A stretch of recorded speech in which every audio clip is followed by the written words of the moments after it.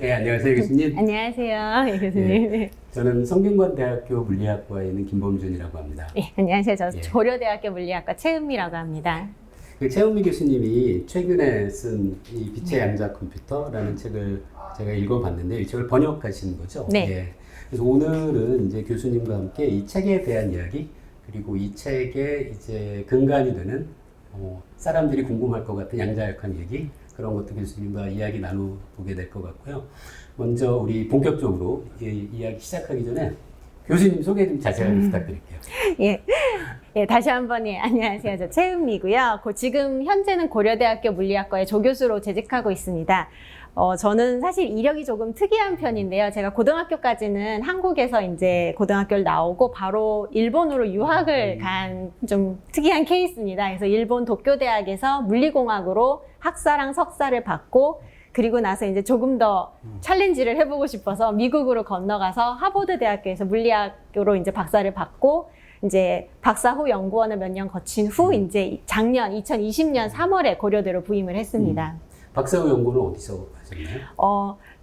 되게 한 3군데 정도에서 했는데요. 일단 예. 졸업하고 졸업 직후에는 원래 있던 하버드 연구실에서 잠깐 예. 이제 박사 후 연구원을 하고 그리고 나서 일본 교토대학교에서 한 8개월 정도 박사 후 연구원을 하다가 도쿄대로 건너가서 거기서부터 조교수 생활을 시작을 했습니다. 예. 예. 보통 한국에서 고등학교 생활이 힘들고 대학교 생활은 조금 편해진다고 다들 얘기하는데 교수님은 힘든 곳을 계속 찾아다니신 것 같은 느낌이네요. 그러면 교수님 연구 분야도 조금 궁금한데요. 지금 하고 계시는 연구도 좀 소개 부탁드려요. 예, 저는 이제 양자 분야의 연구에 이제 한 분야를 담당하고 있는데요. 제가 하고 있는 연구는 극저온 분자를 이용해서 우리가 이제 극저온으로 분자를 냉각시키면 분자가 가진 양자역학적 성질을 이제 증폭시켜서 이제 저희가 실제로 눈으로 볼 수 있을 정도의 이제 양자 현상을 일으킬 수 있는데 그런 양자 현상을 이용해서 퀀텀 컴퓨팅이라던가 퀀텀 시뮬레이션 혹은 이제 우리 화학 반응을 양자역학적으로 제어하는 쪽의 연구를 진행을 하고 있습니다. 실험 연구를 하고 있습니다. 예. 그 보통 양자 컴퓨팅이라고 하면 양자 컴퓨팅을 이제 그 어떤 물질의 속성을 이용해서 구현하는 연구도 있는 것 같고요. 그리고 그렇게 구현된 양자 컴퓨터에서 어떤 미래에 우리가 어떤 시뮬레이션을 할 수 있을지 그런 알고리즘 그런 연구도 진행되고 있는 것 같은데요. 교수님은 제가 말씀드린 것 중에 앞부분을 주로 연구하시는 거죠? 네, 그렇습니다. 하드웨어를 만드는 쪽에 좀 관심이 예. 있습니다. 일단 그게 돼야 그렇죠. 네. 네. 혹시 일본에서 공부하실 때 뭔가 이렇게 재밌는 에피소드 그런 건 없으셨어요? 재밌는 에피소드라고 하기는 뭐한데요. 사실 제가 이 분야에 진입하게 된 계기가 어떻게 보면 되게 랜덤하기도 했거든요. 이제 저희 이제 도쿄대 물리공학과 같은 경우는 졸업을 할 때 학부 4학년 때 졸업 연구를 필수적으로 해야 되는데 그걸 무조건 실험 연구실에서 해야만 하거든요. 근데 저는 원래 사실 3학년 때까지 공부를 했을 때는 약간 이론을 하고 싶다라는 이제 막연한 생각을 가지고 있었는데 그 이제 졸업 연구에서 이제 실험 랩을 가야 되니까 근데 그 실험 랩을 정하는 과정이 이제 뭐 유명한 교수님들 랩은 아무래도 이제 경쟁이 있잖아요. 그러면 보통 저희가 생각하기에는 뭐 성적순으로 자른다거나 아니면 뭐 선생님과 면담을 통해서 선생님이 고르신다거나 그럴 줄 알았는데 가위바위보로 정합니다. 정말 그냥 확률 게임이죠. 그래서 저 같은 경우는 교수님이 계시면 그 교수님 그룹에서 학부 논문을 쓰고 싶은 학생들이 모이고 그 학생들끼리 가위바위보. 네. 진 사람이 가는 건가요? 이긴 사람이 가는 건가요? 이긴 사람이 갑니다. 거기서는. 가위바위보를 이기셨군요. 네, 전 이겼습니다. 6명 중에 4명 뽑는데 이겨서 그 연구실에 들어간 걸 계기로 그냥 들어가서 실험을 해보니까 실험이 상당히 재밌고 이제 제가 들어갔던 랩은 사실 컨덴스드 매러 쪽에 이제 빛을 이용해서 컨덴스드 매러의 좀 재밌는 현상을 이제 보는 연구실이었는데 그 이제 레이저를 쓰는 실험도 재밌고 이렇게 빛과 물질의 상호작용을 보고 이용하는 게 상당히 재밌다라는 생각이 들어서 그 길로 쭉 여기까지 이렇게 됐습니다. 그래서 그 가위바위보 한 판이 제 인생에 상당히 큰 영향을 끼쳤다고 할 수 이 있습니다. 방송을 보고 계신 분 기억하십시오. 인생의 가장 중요한 건 가위바위보. 그렇게 가위바위보로 이겨서 그 학부 때부터 그러면은 이 양자 컴퓨팅 직접 그런 연구를 하신 건 아니겠죠? 예, 직접 관련이 되진 않았고, 이제 양자 컴퓨팅을 이제 많이, 이제 양자 컴퓨팅을 위한 이제 플랫폼들 여러 가지가 있는데, 그 중에서 이제 BEC, 보즈 아인슈타인 컨덴세이트를 이용하는 뭐 양자 기체 이제 플랫폼이 있는데요. 저는 그 보즈 아인슈타인 컨덴세이트의 이제 고체에서 엑시톤이라는 이제 준 입자를 이용해서 보즈 아인슈타인 컨덴세이션을 만들어 보자라는 연구를 처음에 진행을 했고, 그러다 보니 그냥 이 보즈 아인슈타인 컨덴세이션이라는 현상 자체가 좀 흥미롭고 좀 더 클린하고, 이제 컨덴스드 매러 시스템의 약간 문제라고 하기엔 재밌는 부분이기도 하지만 또 어려운 부분이 너무 입자가 많아서 정말 스트롱글리 얽혀있는 이제 물체라서 좀 제어하기 힘든 부분이 있는데, 그래서 조금 더 클린한, 저희가 이제 좀 더 제어를 자유롭게 할 수 있는 양자 기체, 이제 원자라던가 분자 쪽으로 좀 흥미를 바꿔가면서 연구를 진행해 왔습니다. 아마 지금 이 방송을 보고 계시는 분들은 잘 모르실 것 같기도 한데요. 보즈 아인슈타인 컨덴세이션도 잠깐 설명 좀 부탁드립니다. 예, 보즈 아인슈타인 컨덴세이션은 양자 역학에서만 이제 기술할 수 있는 대표적인 현상 중 하나인데요.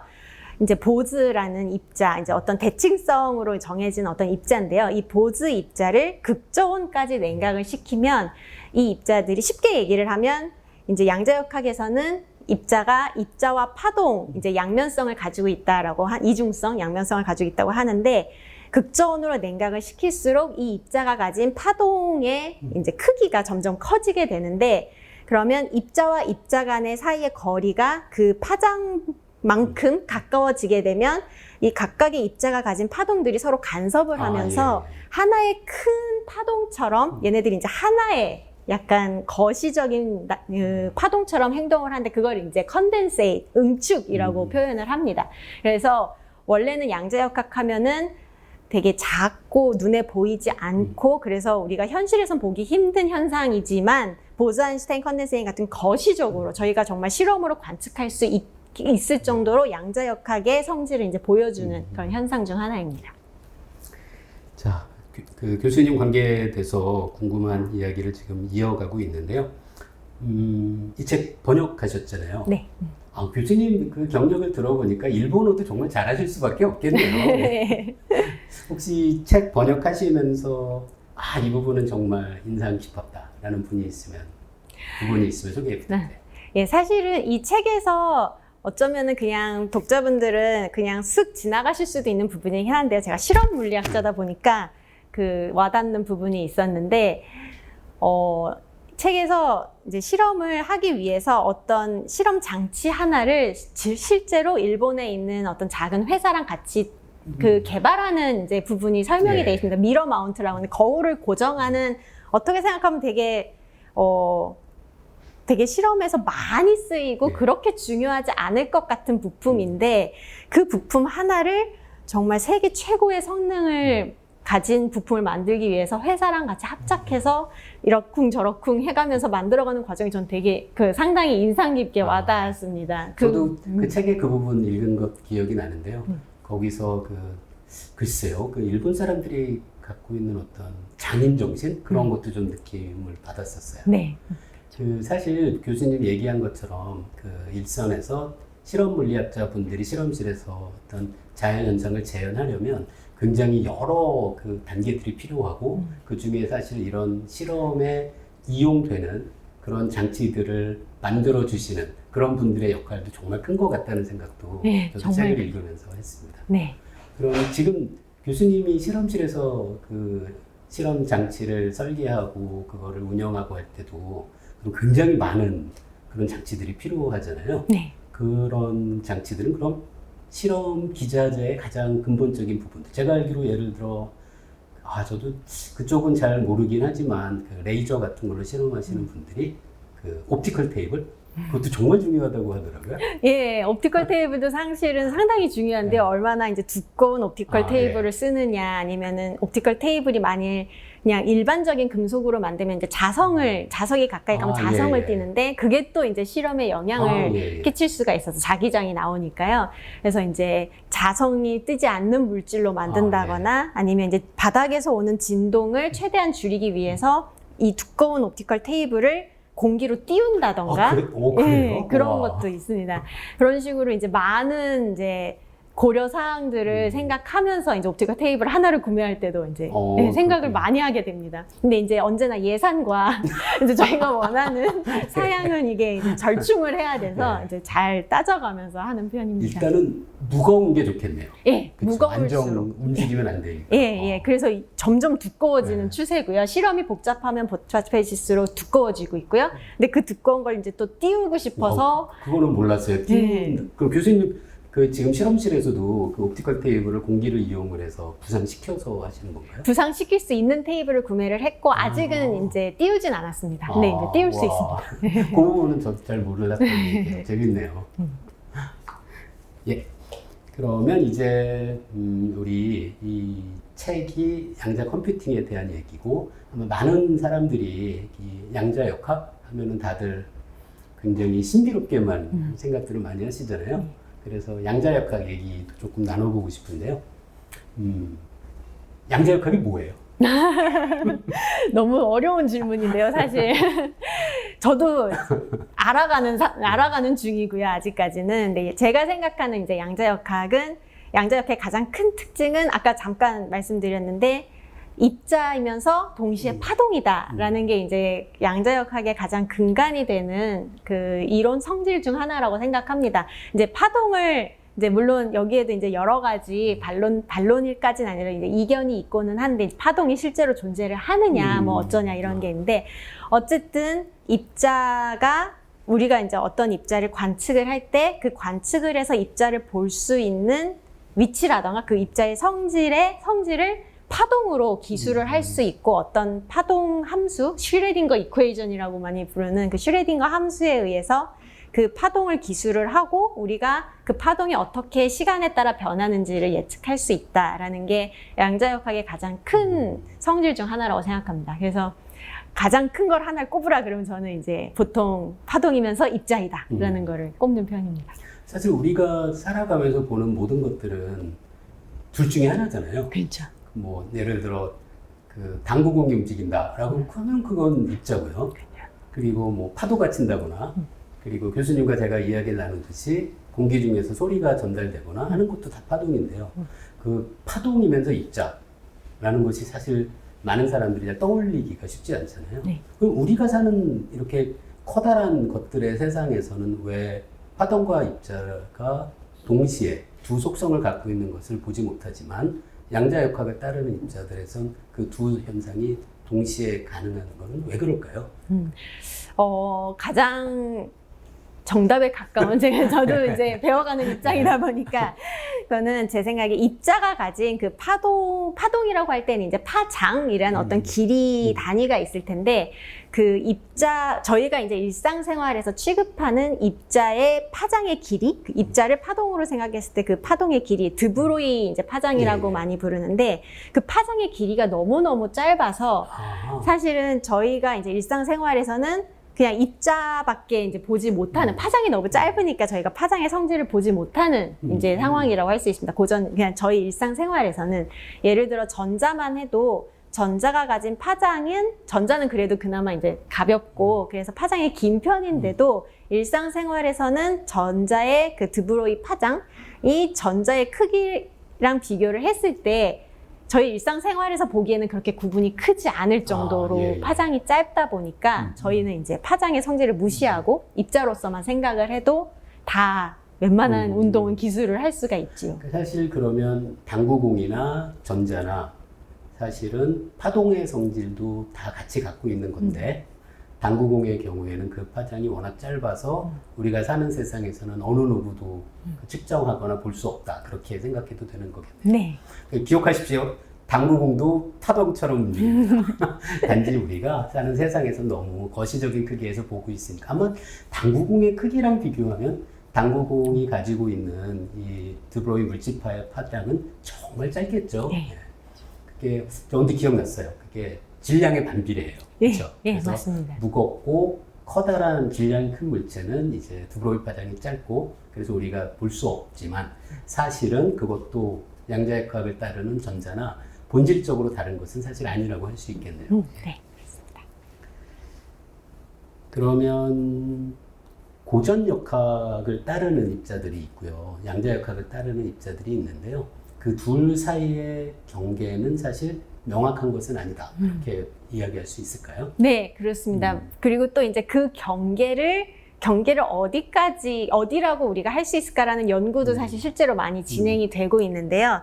물질의 입자의 파동성을 증명하는 실험 중에 이제 물질파라고 부르는데 물질파의 간섭을 보는 실험들이 이제 많이 행해지고 있는데요.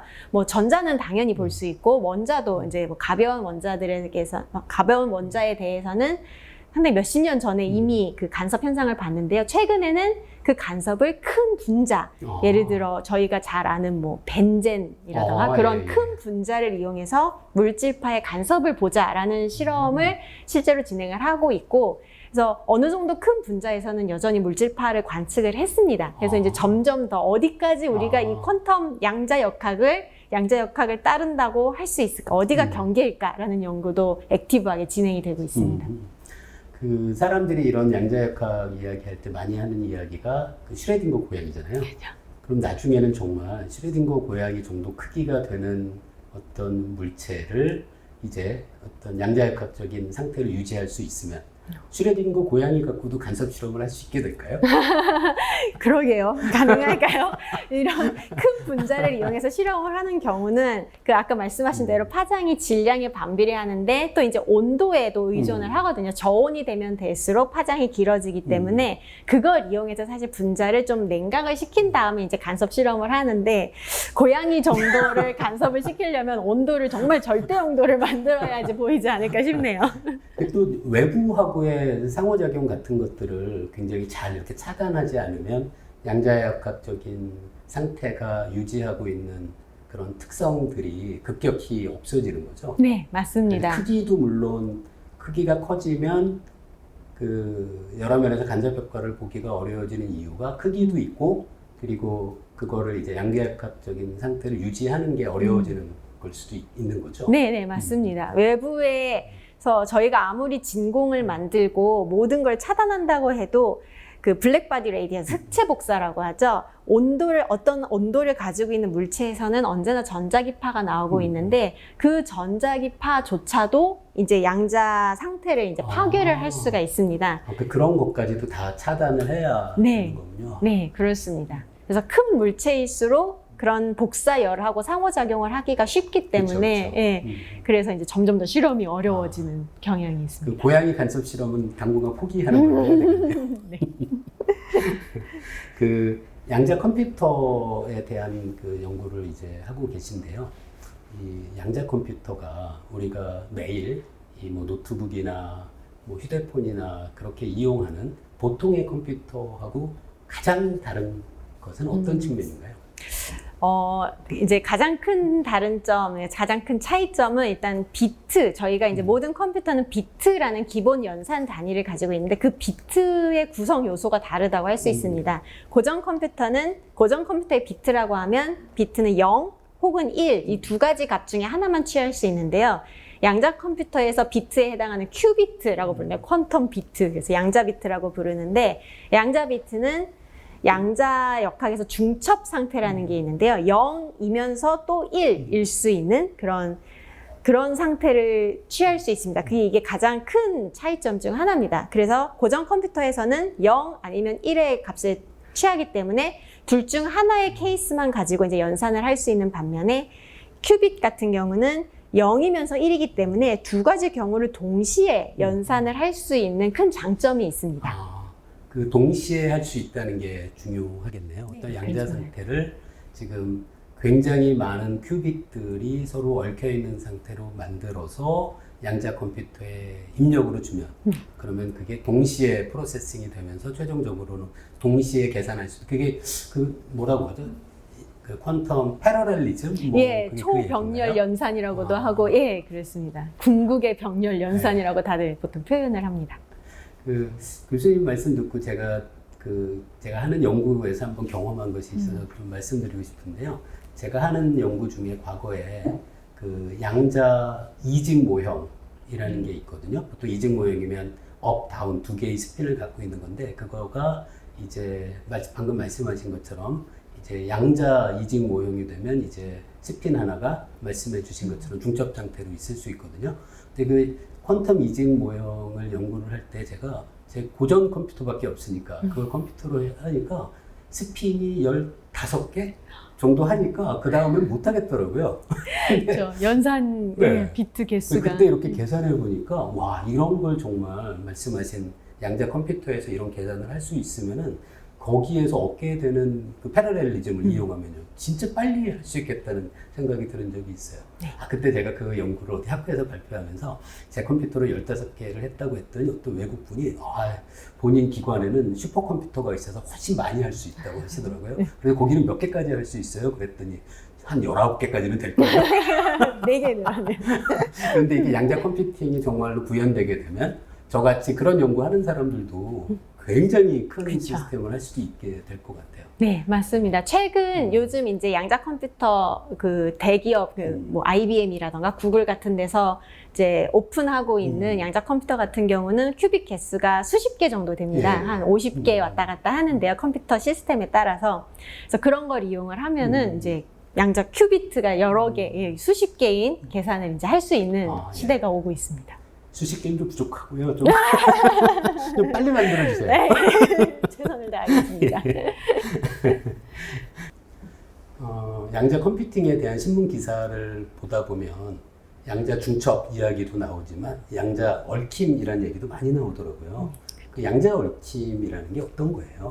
네, 양자 얽힘은 이제 큐빗이 하나가 아니라 여러 개가 있는 상태로 이제 들어가게 되는데요. 여러 개의 큐빗이 있을 때 하나의 큐빗의 상태와 다른 큐빗의 상태가 서로 이제 얽혀 있는, 서로 상관이 있는 그런 상태를 말합니다. 예를 들어 한 큐빗이 0일 때는 다른 큐빗은 무조건 1이어야 한다거나 반대로 이쪽이 1이면 이쪽은 무조건 0이어야 한다거나 그런 상태를 말합니다. 양자 중첩에서 이제 제가 어떤 큐빗이 있을 때 이제 0이면서 동시에 1일 수 있다라고 말씀을 드렸는데요. 그때 사실 근데 저희가 어쨌든 실험을 하게 되면 측정을 하게 돼야 되는데 측정을 하게 되면 0 혹은 1밖에 저희는 볼 수가 없습니다. 물리 이 시스템에서는. 하지만 그 측정을 여러 번 반복할 때 0이 나올 확률과 1이 나올 확률을 이제 파동함수로 기술을 할 수 있다는 건데요. 근데 이제 여러 개의 큐빗을 저희가 이제 준비를 했는데 각각의 큐빗의 상태가 그냥 확률에 의해서 랜덤하게 결정이 된다면 저희는 어떤 연산도 할 수가 없죠. 그래서 이 큐빗이 0이면 이 큐빗은 1이고 그러면서 동시에 짝짝짝 이 큐빗의 상태가 쫙 정해지는 얽힘 상태를 만들어야지만 양자 컴퓨터로서 양자 연산을 실제로 할 수 있게 되는 겁니다. 그런데 지금 하나가 0이면 두 번째는 1이고 첫 번째가 1이면 두 번째는 0이지만 그 첫 번째 스핀이 0인지 1인지는 아직은 정해지지 않은 거죠. 그렇죠. 만약에 첫 번째가 0이고 두 번째가 1로 정해져 있다. 네. 그냥 그런 상태는 양자 얽힘이라고 하진 않는 건가요? 그런 상태도 양자 얽힘이라고는 일종. 일종이라고 부릅니다. 근데 이제 그런 양자 중첩을 이용하지 않으면 또 양자 컴퓨터의 큰 장점 중 하나를 잃어버리기 때문에 보통은 이제 큐빗을 언제나 중첩 상태에 두고 그 중첩 상태에 있는 큐빗을 더불어서 얽히게 만들어서 최대한 양자역학의 그 이점을 활용하는 게 이제 양자 컴퓨터 알고리즘의 핵심이라고 할 수 있습니다. 그럼 요즘 양자 컴퓨팅에서 이야기하는 큐빗의 숫자는 큐빗을 그 개수만큼 만들었을 뿐더러 그 큐빗들을 얽힌 상태로 만들었다라는 것, 그런 의미도 담겨 있는 건가요? 회사마다 약간 다른데요. 약간 네. 비밀일 수도 있겠군요. 네. 뭐 그래서 이제 50개의 큐빗을 구현하는 양자 컴퓨터를 만들었지만 사실 그 안에서 50개 전체를 얽힌 상태로 만들진 않을 수도 있는 거네요. 그렇습니다. 예, 그건 이제 회사가 어떻게 광고를 하고 있는지를 좀 차분히 들여다보실 필요가 있습니다. 근데 이제 요즘은 워낙에 초반에는 이 양자 컴퓨터가 개발된 초기에는 그런 식으로 약간 회색 영역이죠. 그레이 에어리아로 이렇게 광고를 하는 회사도 많았지만 요즘은 이제 전문가도 많이 생기고 사람들이 좀 더 이제 크리티컬해졌기 때문에 요즘은 이제 몇 개의 큐빗 시스템이다 하면은 보통은 이제 그만큼의 큐빗이 있고 그만큼의 큐빗의 얽힘 상태를 구현할 수 있다라는 거를 대부분은 이제 전제를 하고 있습니다. 그래서 좀 솔직해진 네. 거예요. 저도 이 책 읽다가 그 제가 예전에 보고 그 깜짝 놀랐던 그 회사, 그 D 웨이브인가요? 네, 맞습니다. 그 D 웨이브는 지금 기준으로 보면은 어떤가요? 네, D-웨이브는 네. 양자 현상을 이용하는 머신인 거는 맞는데요. 근데 제가 지금까지 말씀드린 큐빗이라는 이제 단위가, 이렇게 연산 단위가 있고 그 단위를 하나하나 이제 얽혀서 연산을 하는 소위 저희 이제 이쪽 분야에서 말하는 범용적 양자 컴퓨터가 있는데 D-웨이브는 그런 범용적 양자 컴퓨터는 아니고요. 어떤 특정 연산에 상당히 특화된 그래서 네. 저희는 보통 머신이라고 많이 부르는데요. 컴퓨터라고 이름 붙이기보다는 그러니까 할 수 있는 일만 하는 거군요. 네, 할 수 있는 일은 정말 아무거나 할 잘하는. 수는 없고. 네, 그렇습니다. 그 책에 보니까 D-웨이브가 해결했던 그 문제들이 그 양자 최적화 문제 뭐 그런 얘기 네, 더라고요. 맞습니다. 여러 가지 예를 들어 뭐 세일즈맨 프로블럼이라고 보통 얘기를 하는 어떤 이제 세일즈맨 판촉하는 한 사람이 여러 군데를 돌아다녀야 하는데 그 사람이 최적의 루트를 찾는 그런 연산, 그런 비슷한 류의 최적화 연산을 상당히 잘하는 머신이다. 어닐링 머신이라고도 부르는데요. 이제 어떤 시스템의 하밀토니안이라고 부르는 그 시스템의 에너지를 기술하는 방정식이 있을 때 그 방정식의 최적화라는 얘기는 결국 에너지가 가장 미니멈하게 최소로 든다는 얘기이기 때문에 그 방정식의 그라운드 스테이트, 바닥 상태를 천천히 찾아가는 그런 머신이라고 할 수 있습니다. 그 제가 있는 분야에서도 어닐링이라는 개념이 과거에는 그 온도를 이용을 하는 어닐링 프로그램들이 많이 있었거든요. 네네. 아주 높은 온도에서 시작을 해서 온도를 낮춰가는 과정을 어닐링이라고 했는데 그런 것을 이제 양자역학을 이용해서 구현한 컴퓨터는 아니지만 머신. 네, 그렇죠. 오늘 이렇게 많이 배웠습니다. 그 저희가 오늘 이 방송 준비하기 전에 그 여러분들이 사전 설문에 대해서 질문을 적어주신 내용들이 조금 있어요. 그 이야기를 이제 이어가고 싶은데요. 책 제목 빛의 양자 컴퓨터라는 것이 어떤 의미인가요? 네, 이 책에서 여기 후르사와 교수님이 하시는 연구에 대한 책인데요. 이 책에서 이제 설명하고 있는 양자 컴퓨터는 양자 비트, 큐비트를 이루는 시스템으로 광자, 즉 빛을 채용을 하고 있습니다. 그렇기 때문에 제목이 빛의 양자 컴퓨터입니다. 양자 컴퓨터를 사실 이제 양자 컴퓨터의 하드웨어라고 저희가 부르는데 여러 가지 플랫폼들이 있습니다. 다양한 플랫폼 중에서 다양한 플랫폼이 있고 그 각각의 플랫폼들의 장단점이 이제 보이고 있는데 그 중에서 후르사와 교수님은 빛이 가진 장점에 주목을 해서 빛을 최대한 이용해서 양자 컴퓨터를 만들자라는 연구를 진행하고 계십니다. 앞에서 교수님이 그 양자 얽힘 설명하실 때 첫 번째 입자가 1이고 두 번째가 0이고 그런 말씀을 하셨는데요. 그럼 빛을 이용할 때는 1과 0에 해당하는 게 어떤 거죠? 빛의 경우에는 여러 가지 성질을 이제 연구자분들이 이용을 하고 있는데요. 가장 대표적인 거는 빛의 평광입니다. 네, 빛의 평광이 예를 들어 가장 간단하게 하면은 이제 선형 평광일 때 뭐 X축 평광이냐 Y축 평광이냐 그런 걸로 빛을 이용하기도 하고 아니면 빛이 진행하는 방향의 수직으로 단면을 딱 잘랐을 때 그 단면의 모양, 스페이셜 모드라고 부르는데요. 그 스페이셜 모드를 큐빗으로 채용하는 분들도 계십니다. 동시에 이용할 수도 있나요? 그것까진 제가 잘 모르겠네요. 근데 만약에 평광을 그 X방향 평광이냐, Y방향 평광이냐라고 그 빛은 평광 상태가 우리가 보는 빛이 이렇게 오니까 평광은 그 두 방향만 있는 거죠? 네, 이제 평광의 자유도는 둘이고요. 그거를 이제 선형 평광으로 잡을 수도 있고 원 평광으로 잡을 수도 있고. 돌아가는 방향. 네. 그러면 아까 제가 교수님이 0, 1 이야기할 때도 제가 궁금한 게 있었는데요. 그걸 0, 1뿐 아니라 0, 1, 2, 3, 4, 5 그렇게 늘려가면 그러면은 우리가 양자 컴퓨터로 구현할 수 있는 큐빗이 아니라 그럼 큐바이트가 되고 뭐 이렇게 늘어가면은 더 좋은 점도 있지 않을까요? 예, 있다고 생각을 합니다. 그래서 그런 쪽으로 이제 이론이라던가 실험 연구를 진행하시는 분들도 계시는 걸로 저는 알고 있습니다. 근데 이제 그만큼 저희가 아직 그 두 개의 상태를 이용한 큐빗에도 문제점이, 그러니까 아직 저희가 극복해야 될 과제들이 많기 때문에 여러 개를 이용하면 그만큼 과제가 좀 더 많아지지 않을까 싶긴 합니다.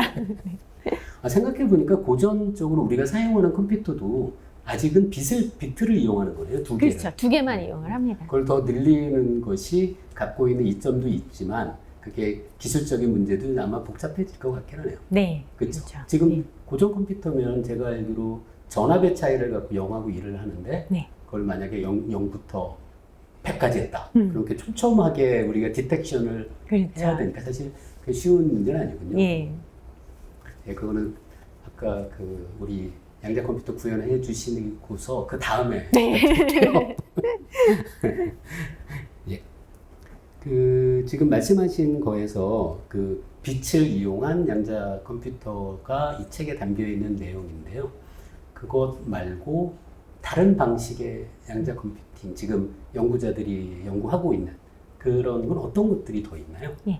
이제 가장 대표적인 거, 이제 기업들도 많이 뛰어들고 있는 시스템으로는 초전도 큐비트라고 불리는 시스템이 있습니다. 초전도 물질을 이용을 해서 이제 초전도 물질을 잘 이렇게 조합을 해서 큐비트 상태를 0과 1을 이제 에너지 레벨을 0과 1인 상태를 구축할 수 있는 시스템을 만들고 그거를 이제 여러 개를 이제 패브리케이션을 해서 이제 컴퓨터를 구축하는 방법이 있습니다. 이 방법, 초전도 큐비트의 장점은 이제 아무래도 저희 고전 컴퓨터 같은 데서 저희가 패브리케이션 기술은 상당히 발전을 했기 때문에 그 기술을 응용을 해서 스케일러빌리티, 그러니까 매니팩처링 스케일러빌리티는 상당히 이제 유리하게 키울 수 있다는 장점이 있고, 그리고 현재 컨트롤러빌리티죠. 큐빗 하나하나를 제어하는 능력이 아주 뛰어납니다.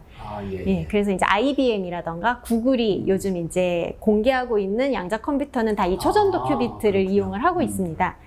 그리고 이제 또 다른 이제 경쟁자로서는 아이언이 있습니다. 원자에서 전자 하나가 도망가서 이제 플러스 차지를 가지고 있는 아이언인데요.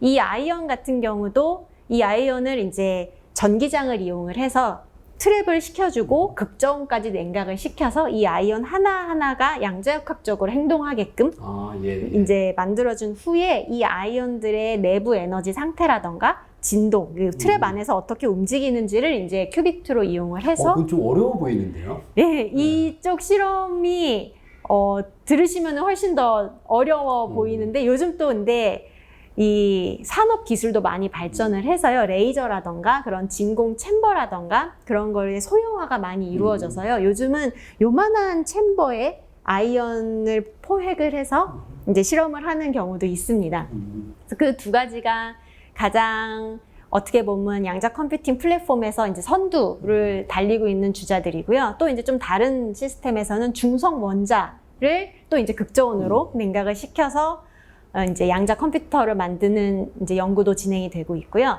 그리고 이제 저 같은 경우는 원자에서 한 걸음 더 나아가서 분자를 이용을 해서 양자 컴퓨터를 만들자 하는 이제 연구를 진행하고 있습니다. 또 이제 고체, 이제 제가 말씀드린 시스템들이 이제 현재 큐비트로는 수십 개에서 수백 개 정도, 이제 처음에 말씀드린 초전도 큐비트라던가 이온은 수십 개의 큐비트를 구현을 하고 연산을 하고 있고요. 이제 중성 원자 같은 경우는 수백 개 정도의 큐빗을 이제 실현을 해서 연산을 진행을 하고 있습니다. 정확도는 조금 떨어지는데요. 그 중성 원자의 어떤 속성을 이용하는 거죠? 중성 원자를 똑같이 이제 극저온으로 냉각을 시켜서 원자가 가진 내부 에너지 구조, 초미세 구조 같은 걸 이제 큐빗으로 이용을 합니다. 그래서 이제 그쪽 연구도 진행이 되고 있는데 이제 이 실험들이 다 약간 실험실에서는 이제 문제가 없지만 나중에 이제 상용화를 생각을 했을 때는 초전도 큐비트 같은 경우는 극저온, 정말 그 희석 냉동기, 정말 밀리켈빈 정도의 이제 온도로 낮춰줘야 되는 어려움이 있고요. 그다음에 이온이나 원자 같은 경우 이제 레이저도 많이 필요하고 진공 챔버도 필요하고 뭐 이런 이제 어려움이 있기 때문에 조금 더 좀 상온에서 작용을 할 수 있는 아니면은 조금 더 이제 고체를 이용해서 하는 이제 플랫폼이 요즘 또 이제 개발이 진행이 되고 있는데요. 예를 들어서 다이아몬드 안에 어떤 결함을 이용을 해서 그 결함이 원자처럼 에너지 레벨을 가지고 있기 때문에 그걸 큐빗으로 이용하자라는 연구도 진행이 되고 있고요. 이게 이제 NV 센터라고 부르죠. 결함을 이용하면 그걸 어떻게 컨트롤을 하나요? 그것도 궁금하네요. 예, 결함을 결국 이제 큐비트의 상태를 제어하는 건 레이저 혹은 이제 마이크로웨이브고요. 근데 이제 결함의 위치라던가 결함을 어떻게 만들까 이런 거에 대해서는 아직도 연구가 진행이 되고 있는데 밀도 같은 경우는 이제 제어를 할 수 있다고 합니다. 샘플 다이아몬드를 가지고 와서 거기에 어떤 가공을 하게 되면은 저희가 원하는 만큼의 이제 결함을 만들 수 있다고는 합니다. 근데 이제 원하는 위치에 정확히 한 개의 결함을 만드는 건 아직도 이제 좀 어렵다고는 합니다. 재밌네요. 다이아몬드는 우리는 결함이 없을수록 좋다고 생각하는데 다이아몬드의 결함을 이용을 해서 양자 컴퓨터를 구현하는 그런 얘기가 있군요. 이 책을 보니까 이 저자가 빛을 이용해서 양자 컴퓨터를 구현하는 그 장점 중에 하나가 방금 말씀하신 상온에서 가능한 그런 이야기들을 많이 하더라고요. 네, 맞습니다. 근데 언뜻 생각하면 빛은 막 그렇게 움직이잖아요. 근데 보통 아까 말씀하신 뭐 아이언 트랩이라든가 뭐 초전도체라든가 그거는 우리 손 위에서 가만히 있는 거고 막 움직여 다니는 빛으로 양자 컴퓨터를 어떻게 구현해요? 네, 그 부분이 상당히 사실 챌린지예요. 빛은 광속으로 움직이니까요. 그래서 보통은 그냥 움직이는 빛을 움직이게 냅두면서 그러니까 좀 셋업이 커지는 경향도 있고요. 아니면 요즘은 이제 옵티컬 파이버를 이용을 해서 빛이 움직이지만 결국 빙글빙글 돌게끔 저희가 원하는 영역 안에서만 돌게끔 이제 셋업을 구축을 하는 편입니다. 하지만 광자는 정말 움직이고 있습니다. 그래서 사실 광자 연구는 양자 통신에서 먼저 주목을 하고 발전이 돼 왔고 최근에는 이제 그 양자 통신 연구를 확장시켜서 컴퓨터로 좀 넘어온 경향이 있다고 할 수 있습니다. 그렇군요. 지금 양자 통신 얘기도 조금 하셨는데요. 이 양자 통신이 이제 본격적으로 이제 시작되게 되면 지금 우리가 기반하고 있는 전통적인 암호 체계 같은 것이 위협받을 수도 있고, 뭐 보안의 문제, 뭐 그런 여러 가지 이슈들이 있는 것 같더라고요. 그 양자 통신에서 정보를 이제 올바로 전달하기 위해서 그 양자 암호화 기술 같은 것들이 요즘 많이 연구되는 것 같은데요. 그 양자 암호화 기술과 기존에 우리가 기반으로 하고 있던 고전적인 암호화 방법은 어떤 차이가 있는지 혹시 소개해 주실 수 있어요? 네. 제가 사실 암호 쪽은 제 전문 분야가 아니라서 정말 개략적인 말씀밖에 드릴 수가 없는데요. 어떤 말씀 하셔도 저는 잘못된 얘기 모르거든요. 그러니까 편하게 말씀하세요. 제가 아는 바로는 이제 고전 암호는 그 소인수 분해를 기본으로 많이 만들어지고 있는데 양자 컴퓨팅의 알고리즘 중에 소인수 분해를 기가 막히게 잘하는 알고리즘이 있습니다. 그래서 이제 사람들이 양자 컴퓨터가 개발이 되면 이제 현재 암호 체계, 소인수 분해를 이용을 하는 현재 암호 체계는 붕괴가 될 것이다 라고 이제 보통 말을 하고 있습니다. 그게 이제 사실이고요. 하지만 제가 생각하기에 아마 저는 암호 분야를 잘 모르지만 이런 얘기가 나오고 있다는 얘기는 이미 선두에 계신 암호 분야 분들은 아마 이제 소인수 분해를 넘어선 또 다른 암호를 개발하고 계시다고 저는 믿고 있습니다. 네, 그렇겠죠. 그래서 쉽게 붕괴는 안 되지 않을까라고 생각을 합니다. 하지만 그 암호화, 지금은 사실 소인수 분해가 무척 어렵다, 수학적으로. 사실 그거에 기반한 암호 체계니까 결국 양자 통신이라든가 양자 암호화 기술이 발전하면 우리가 기반하고 있었던 소인수 분해를 이용한 그 방법 자체는 많이 바뀌긴 하겠네요. 네, 그렇습니다. 교수님하고 잠깐 얘기 들어보니까 저도 조금 혼동됐던 것 같은데요. 어떤 양자 통신에서 암호화라는 것과 양자 통신에서의 누군가 그거를 이렇게 통신을 이렇게 엿듣는 보안의 문제 좀 다른 얘기일 수도 있는 것 같네요, 그죠? 네, 맞습니다. 양자 통신에서 이제 저희가 많이 장점으로 내세우는 게 도청이 불가능하다라는 점인데요. 아까 제가 말씀드린 대로 양자 큐비트의 상태는 이제 얽혀 있다고 하지만, 중첩이 돼 있다고 하지만 측정을 하는 순간 0 혹은 1로 이제 저희가 콜랍스 한다고 부르는데요. 그렇기 때문에 누가 도청을 한다는 얘기는 누군가가 옆에서 측정을 했다는 얘기가 되기 때문에 큐비트의 상태가 바뀌어버립니다. 그러면은 이제 순식간에 알아챌 수가 있기 때문에 그래서 이제 도청이 불가능하다라고 이제 보통 얘기를 합니다. 그러면 전달된 큐빗에서 도청을 당했다는 걸 알게 되면 그거 무시하고 다시 보내주세요 하면 되는 거네요. 네. 그 우리나라에서도 많은 연구자들이 양자 컴퓨팅, 뭐 양자 암호, 양자 통신 그런 연구들을 많이 하고 있는 것 같은데요. 그 우리나라에서 그 진행되고 있는 연구 그런 것들이 가지고 있는 어떤 국제적인 위상 그런 부분도 좀 설명 부탁드려요. 네. 또 최근에 이제 특히 국가에서 이제 양자 컴퓨터를 이제 미래 이제 선두 이제 기술로 지정을 하고 많은 지원을 해주고 있고요. 그래서 이제 국내에서도 연구가 활발히 진행이 되고 있는데요. 지금 저희가 있는 여기 양자 센터에서도 이제 양자 센터 자체가 일단 설립이 된 것도 큰 의미를 가지고요. 그리고 이제 이 양자 센터에서 이제 주로 이제 하고 있는 연구는 초전도 큐비트, 제가 아까 말씀드린 초전도 큐비트에 관한 연구를 활발히 진행을 하고 있습니다. 초전도 큐비트 같은 경우는 우리나라에서는 여기 성균관대와 그리고 크리스라고 표준과학연구원이라는 거기에서 이제 가장 선두를 달리고 있다고 제가 생각하기엔 그렇게 그 두 곳에서 크게 실험을 진행을 하고 계시고요. 그리고 아이언을 이용한 실험도 최근에 이제 그룹들이 많이 생겼는데, 연구 그룹이 많이 생겼는데, 여기 성균관대에도 이제 한 분 계시고, 서울대에도 몇 분 계시고, 또 포항공대에도 한 분 이제 아이언을 이용한 이제 양자 컴퓨터를 개발을 하고 계십니다. 제가 또 혹시 잊고 언급하지 않은 교수님이 있으면 제가 여기서 먼저 사죄를 드리고요.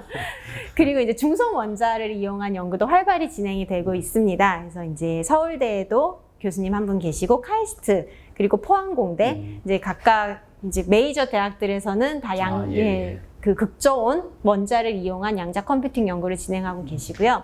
또 이제 분자를 이용한 연구는 사실 전 세계적으로 초반 이제 약간 뭐랄까요, 연구가 이제 막 교수님이 하시는 네, 쪽이잖아요. 맞습니다. 예, 제가 하고 있는 분자 쪽 연구는 이제 막 연구의 개화기라고 할까요? 이제 막 꽃봉오리가 열릴까라는 이제 시기인데요, 전 세계적으로. 이제 제가 이제 고려대에서 하고 있고, 또 포항공대에서 한 분이 이제 분자 실험을 시작을 하셨습니다.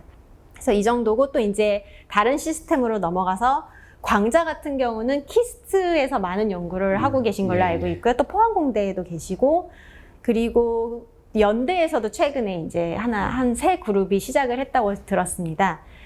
그리고 또 이제 NV센터, 제가 아까 말씀드린 다이아몬드의 결함을 이용한 연구는 그쪽은 상당히 많은 분들이 연구를 하고 계신 걸로 제가 알고 있는데, 제가 아는 분은 고려대에도 한 분 계시고, 저희 학교죠. 굉장히 많이 계시군요. 예, 많습니다. 그리고 이제 연구기관 키스트나 또 크리스에도 계시고, 그리고 NV면은 카이스트에도 계시고, 또 NV센터는 또 이게 양자 컴퓨팅뿐만 아니라 양자 센서로도 많은 연구가 진행이 되고 있어서 많은 분들이 연구를 하고 계십니다. 그래서 미국이라던가 유럽에 비교하면은 약간 출발이 늦은 감이 있었지만, 최근에 이제 국가의 전폭적인 지원을 받아서 연구가 활발히 이루어지고 있습니다. 그렇군요. 그래서 많은 학생들이 사실 이쪽 분야로의 관심을 가지고 좀 지켜봐 주셨으면 합니다. 주로 그 기초 연구 쪽 연구자들이 많으신 거죠? 예, 초반에는 그랬고요. 최근에는 이제 전자공학과라던가 그쪽 분야 분들도 이제 관심을 가지고 이제 보고 계십니다. 특히 이제 양자 컴퓨터라고 이제 저희가 생각을 했을 때는 이제 제가 하는 하드웨어 연구도 중요하지만, 이런 하드웨어가 있을 때 어떻게 알고리즘을 짤 것인가라는 입장에서 이제 약간 수학과라던가 전산과, 전자공학과 분들도 관심을 갖고 계시고, 또 이제 이게 사실 어떤 알고리즘이냐에 이제 똑같은 원리이긴 한데요. 저는 컴퓨터를 잘 모르지만 사실 반도체는 0101밖에 모르는데, 그런 머신 랭귀지를 저희가 아는 언어로, C 언어라던가 여기까지 끌어올리는 데는 많은 레이어가 필요하다고 들었습니다. 아키텍처라고 부르는. 그래서 그런 연구를 하시는 분들도 많이 필요합니다. 그렇겠네요. 고전 컴퓨터에서도 프로그램 언어가 사실은 기계가 이해할 수 있는 01부터 출발하지만, 사실은 사람들이 프로그램을 짤 때는 01로 프로그램을 짜진 않으니까, 그렇죠. 양자 컴퓨팅에 대해서도 그런 범용의 프로그래밍 언어의 개발 같은 건 상당히 중요할 수 있겠네요. 네, 그래서 이제 요즘 강조하는 게 양자 생태계라고 부릅니다. 예. 만드는 것, 거기에 이제 소프트웨어를 구현할 프로그램 언어, 오퍼레이팅 시스템부터 굉장히 일이 많겠네요. 굉장히 먼 미래에는 정말 우리가 지금 이용하고 있는 컴퓨터와 굉장히 다른 그런 형태가 될 것 같긴 하네요. 그 외국 기업 중에 IBM, 구글 같은 데는 양자 컴퓨터를 만들고 좀 제한적인 것 같긴 하지만 이미 서비스도 시작하고 하잖아요. 네. 우리나라 기업들에서는 그런 시도들은 없나요? 제가 아는 바로는 아직은 서비스를 할 그런 만한 건 아니고, 연구는 없고, 그래도 삼성 같은 기업이 관심을 가지고 있다는 얘기는 얼핏 들었습니다. 근데 네, 기업에 관해서는 제가 아는 바가 많지가 않네요. 기업이 굉장히 관심을 많이 가져야 될 분야라는 생각이 드네요. 네. 앞으로 100년 뒤를 상상하면 네. 지금하고 완전히 다른 양자 컴퓨팅 생태계가 구성될 텐데 네. 그때 기업이 어떤 일정 부분의 그 포지션이라도 차지하려면 지금부터 기업들도 투자도 많이 하고 그래야 될 것 같다는 생각은 드네요. 네. 얼핏 들은 얘기지만 삼성이나 LG 같은 큰 그룹들이 외국에 있는 양자 컴퓨팅 회사에 투자는 많이 하고 있다고 합니다. 그래서 이제 관심은 일단 있는 거고, 좀 이제 추세를 본격적으로 발을 디딘지는 아직은 아닌 듯한. 내부에서 하고 있을 수도 있지만, 그렇죠. 얘기 안 하고 있을 수도 있습니다. 하지만 관심은 있는 걸로 알고 있습니다. SK 같은 데서도 이제 많은 관심을 가지고 있다고 들었습니다. 그 교수님이 설명해 주신 내용 중에 교수님은 분자를 이용한다라고 말씀하셨는데요. 그 분자를 얘기하면 아까 우리 그 슈레딩거 고양이 간접 실험처럼 뭔가 이렇게 컨트롤하기가 더 어렵지 않나요? 네, 맞습니다. 근데 왜 분자로 하세요? 분자가 컨트롤하기 어렵지만 그만큼 또 매력적인 장점이 있기 때문인데요. 제가 다루는 분자는 사실 이렇게 큰 분자, 벤젠같이 큰 분자는 아니고요. 그냥 원자 두 개가 붙은 다이아토믹, 이원자 분자를 다루고 있습니다. 근데 이제 원자가 두 개 붙어서 간단한 분자를 만들기만 해도 사실 원자 핵이 진동을 한다거나 서로 회전을 한다거나 하는 이제 자유도가 확 늘어나게 되는데요. 이렇게 늘어난 자유도 때문에 확실히 컨트롤하기가 어렵긴 하지만 어느 일정 온도 이하로만 냉각을 시켜주게 되면 원자랑 똑같이 제어를 할 수가 있습니다. 그래서 근데 이제 분자가 가진 이 회전 자유도라던가 그리고 이제 분자가 모양이 이렇게 서로 다른 원자를 두 개 붙여놓기 때문에 전기 쌍극자 상호작용이 상당히 큰데 이런 큰 상호작용을 이용을 하면 좀 더 양자 얽힘을 쉽게 구현할 수 있다는 장점이 있습니다. 그럼 지금 사용하시는 분자가 우리가 익숙한 그 똑같은 원자 두 개로 이루어진 분자가 아니라 그 다른 거를 모아서 이원자 분자를 만들어서 거기서 만들어지는 그 전기 쌍극자 같은 것도 이용할 수 있는 그런 거군요. 네, 그렇습니다. 그 분자에서 양자 얽힘이라든가 양자 상태를 구현하려면 아무래도 온도를 더 낮춰야 되는 거죠. 네, 교수님 실험실에 가면 막 추워요? 에어컨을 좀 많이 틀어서 춥기는 한데요, 사실. 근데 이제 저희가 분자를 냉각하는 방법은 사실 레이저를 이용을 해서 냉각을 합니다. 원자랑 비슷하게 냉각을 하는데요. 그렇기 때문에 사실 저는 약간 차가운 챔버도 있긴 하지만 기본적으로는 레이저를 이용을 해서 포톤이 가진 모멘텀 킥을 이용을 해서 원자를 냉각을 시키기 레이저 때문에 쿨링이라는 그걸 맞습니다. 이용하시는군요. 네, 레이저 쿨링을 이용하기 때문에 분자의 온도는 나중에 막 마이크로 켈빈까지 내려가지만 주변 챔버는 그냥 실온입니다. 네. 아주 춥진 않은 거죠. 아주 춥진 않습니다. 그러면 그렇게 구현하려면 일단 그 분자들이 들어있는 공간에 어떤 진공 상태 같은 게 더 중요할 수도 있겠네요. 네, 맞습니다. 진공 상태는 상당히 중요합니다. 그래서 이제 챔버를 이제 잘 실드를 해주고 잘 막아서 그다음에 좋은 펌프를 달아서 언제나 이제 진공 상태를 체크하면서 실험을 해야만 합니다. 그 오늘 교수님과 여러 이야기를 나누고 있는데요. 제가 생각하기에는 이제 사전 설문 질문에서 제가 물어보고 싶은 게 딱 하나 이제 남은 것 같아요. 이 책이 이제 빛의 양자 컴퓨터라고 되어 있는데요. 빛을 이용해서 양자 컴퓨팅을 구현하려면 이제 넘어져야 될 기술적 난제들이 많을 텐데요. 지금 이런 분야를 연구하는 사람들이 맞닥뜨리고 있는 가장 큰 기술적 장벽, 과학적인 난제 같은 건 어떤 것일까요? 가장 큰 거 하나를 꼽으라면 오류 정정이라고 할 수 있을 것 같습니다.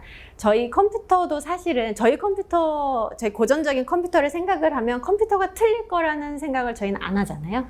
계산기를 이용하면 언제나 정답을 말해주니까요. 근데 양자 컴퓨터도 그런 정도의 정확도를 가져야만 하는데 오류가 없어야 되는데 아직까지는 측정을 할 때 오류 언제나 이제 실험에는 에러가 있기 마련인데 그 에러가 아직은 고전 컴퓨터만큼 이렇게 릴라이어블한 예, 시스템을 구축하기에는 어려운 정도의 에러입니다. 아직은. 예를 들어서 보통 저희가 이제 업계에서 얘기를 하는 게 이런 범용 양자 컴퓨터를 만들기 위해서는 정확도가 이제 저희가 9가 몇 개냐라고 표현을 하는데요. 99.9999% 정도는 정확해야지 큐비트가 개수가 많아지니까요. 예, 예. 개수가 많아지면 99.9999%의 오류라도 몇 번 이렇게 연산을 하다 보면 에러가 나올 수는 그렇죠. 있으니까요. 그래서 그 정도의 이제 정확도를 가져야만 하는데 아직까지는 가장 에러가 적은 시스템이 큐빗 하나를 제어할 때 99.97인가? 그 정도 값입니다. 그래서 아직은 이제 이 오류, 양자 저희가 이제 계산을 하고 측정을 할 때 이 오류를 어떻게 다룰 것인가가 이제 가장 큰 문제입니다. 사실 고전 컴퓨터도 에러는 나올 수가 그쵸. 있죠. 네. 근데 어떻게 극복을 하고 있냐면 그만큼 비트의 개수를 늘려서 이제 뭐 예를 들어서 원래 정보는 0, 1 이제 하나의 비트로만 표현을 할 수 있지만 그거를 3개의 비트로 표현을 할 경우 한 비트가 오류가 났다고 해도 다른 2비트가 정답을 주고 있으면 이제 저희가 오류를 걸러낼 수가 있는데 이제 그와 비슷하게 이제 양자 비트도 이제 저희가 물리 비트라고 하고 논리 비트라고 하는데요. 논리 비트가 3개일 때 이제 물리 비트를 여러 개를 가지고 와서 표현을 해서 이제 정정을 해가자라는 이제 연구가 진행이 되고 있습니다. 그런데 이제 아직은 큐비트 하나, 둘도 다루기가 쉽지는 않은데 여러 개를 다뤄야 되니까요. 그래서 이 오류를 어떻게 줄이고 이제 또 생긴 오류를 어떻게 정정하느냐. 이게 이제 전반적으로 양자 컴퓨팅 분야가 이제 넘어야 될 큰 산이라고 할 수 있습니다. 지금 그 문제가 같이 있는 거네요. 네. 큐빗 하나의 측정 오류를 줄이는 문제와 오류가 발생했을 때 그걸 어떻게 우리가 보정하는 문제가 같이 있는 거군요. 네, 네, 그렇습니다. 그 논리 비트와 그 물리 비트 생각해 보니까 우리 주민등록번호에도 뭔가 숫자 하나가 잘못되면 뭔가 오류가 있다는 걸 아는 그런 장치가 있다고 하더라고요. 그러니까 물리 비트를 더 늘려서 그 중에 그 늘어난 물리 비트 중에 일부를 이용해서 오류가 있는지 오류가 발생하지 않았는지를 측정하는 비트로 활용하는 그런 그렇죠. 얘기군요. 네. 아 맞다. 저도 궁금한 게 하나 지금 또 생각났는데요. 이 양자 컴퓨팅을 이제 구현한다고 할 때도 결국은 그 내부에선 고전적인 컴퓨터처럼 어떤 논리 게이트 같은 것을 구현을 해야 되는 거죠? 네, 그렇습니다. 네. 그 고전 컴퓨터에서 그 고전 컴퓨터처럼 양자 컴퓨터도 그 범용의 논리 게이트를 우리가 설계할 수 있다면 양자 컴퓨터는 고전 컴퓨터가 할 수 있는 일도 어쨌든 다 똑같이 할 수 있는 거죠. 네, 맞습니다. 예. 그 똑같이 이제 논리 비트가 아니죠. 게이트의 이제 기본 세트라고 하는 게 이제 이론 하시는 분들마다 이제 세트가 약간씩은 다르긴 하지만 한 서너 개의 게이트 연산을 할 수 있으면 모든 연산을 할 수 있다라는 이제 세트가 있고 그 세트가 고전 컴퓨터의 그 기본 연산과 매핑이 잘 되는 편입니다. 그렇기 때문에 양자 컴퓨터가 되면은 고전 연산은 그대로 가져와서 할 수는 있습니다. 하지만 고전 컴퓨터 쪽이 비트 개수가 훨씬 많다 보니까 그냥 가져와서 하는 것만으로는 사실 큰 매력은 없죠. 네. 그러니까 양자 컴퓨팅에서 이용할 수 있는 퀀텀 알고리즘 같은 게 잘 개발되어 있는 거로는 굉장히 효율적으로 할 수 있고 범용의 양자 컴퓨터가 구현되면 하지만 고전 컴퓨터에서 할 수 있는 일도 어쨌든 할 수는 있다고 생각하면 되는군요. 네, 맞습니다. 그럼 그럴 때도 이점이 있을까요? 만약에 그 퀀텀 알고리즘이 없는 문제를 양자 컴퓨팅으로 할 때 이 책에 보니까 이 저자가 그 에너지의 손실, 열의 발생 그런 얘기는 조금 했던 것 같아요. 네, 그렇습니다. 저희 이제 슈퍼컴퓨터 같은 거 생각해 보시면 사실 슈퍼컴퓨터를 돌리기 위해서 발전소가 하나 필요하다고 하잖아요. 근데 그 발전소의 에너지 중 대부분이 사실은 소위 저희 컴퓨터 쿨링에 쓰이고 있다고 하더라고요. 그만큼 이 고전 컴퓨터는 사실 열 손실이 많고 그 열을 냉각시키기 위해서 또 많은 에너지가 드는 시스템인데 양자 컴퓨터는 이론적으로는 에너지 손실이 거의 없습니다. 그렇기 때문에 상당히 저전력으로 작은 전력으로도 구동할 수 있다는 이제 메리트가 있는데요. 근데 이제 아직까지는 이 시스템을 구현하기 위한 저희가 이제 하드웨어로, 양자 컴퓨터의 하드웨어로 쓰고 있는 시스템들 자체가 워낙 전력을 많이 먹다 보니까 예를 들어 냉각기가 필요하다거나 레이저를 쓴다거나 그렇죠. 네. 그래서 아직까지는 그렇게까지 에너지 에피션트하다고 말씀드리기가 좀 뭐하지만 그래도 이론적으로는 에너지를 상당히 이제 세이브할 수 있기 때문에 나중에 이제 스케일이 좀 커지게 되면 그럼 이제 규모의 경제가 있기 때문에 에너지 면에서도 언젠가는 이익을 보지 않을까 싶습니다. 그렇군요. 제가 어디 통계 자료를 봤는데 지금 현대 사회에서 정보 처리에 소요되는 그 인류가 사용하는 에너지가 굉장히 생각보다 많더라고요. 네. 그럼 장기적으로는 먼 미래에서 양자 컴퓨터가 구현이 되면 인류의 어떤 에너지 절감 그리고 뭐 탄소 배출 줄이고 그런 거에도 도움이 될 수 있을 것 같다는 생각이 좀 들었습니다. 네, 맞습니다. 오늘 이야기는 이제 교수님과 나눈 재밌는 이야기는 이쯤에서 마치게 될 것 같고요. 오늘 얘기 재밌으셨어요? 네, 네. 저는 상당히 재밌었습니다. 그럼 이 방송 보시는 분들께 그 마지막 인사 부탁드리겠습니다. 네, 양자 컴퓨팅 분야가 사실은 여러분들이 한테 생소한 분야이기도 하고 양자역학 자체가 사실 대중에게 다가가기 어려운 점이 있는 거는 사실이지만 또 막상 와서 들여다보면은 또 그렇게 어렵다고는 할 수 없기도 합니다. 사실 모든 학문이 어렵죠. 그렇기 때문에 양자역학이 특별히 어렵다고 생각하시는 거는 한 번 더 고려를 해보셔도 좋습니다. 그래서 양자 컴퓨터, 양자역학, 양자 기술에 대해서 많이 이제 특히 학생분들 좀 마음의 부담을 가지시는 분들이 많은 편인데 그러실 필요 없고 그냥 조금 더 좀 친숙하게 약간 마음의 부담을 내려놓고 보시면은 훨씬 더 재밌고 할 수 있는 일도 많고 요즘 크고 있는 분야이기 때문에 재밌는 실험 혹은 이론이 많은 분야입니다. 그래서 많은 분들 관심 가져주셨으면 좋겠고요. 또 이제 뭐 직접 하지 않으시더라도 아 이런 게 있었지 하면서 그냥 관심 가지고 이 사회가 이런 기술의 발전으로 어떻게 변하게 되는지를 한번 흥미롭게 지켜봐 주셨으면 합니다. 네, 감사합니다. 네. 오늘 최은미 교수님하고 이야기 나눈 오늘 대담은 여기서 마치고요. 예, 그 방송 시청해 주셔서 그 모든 분께 감사드립니다.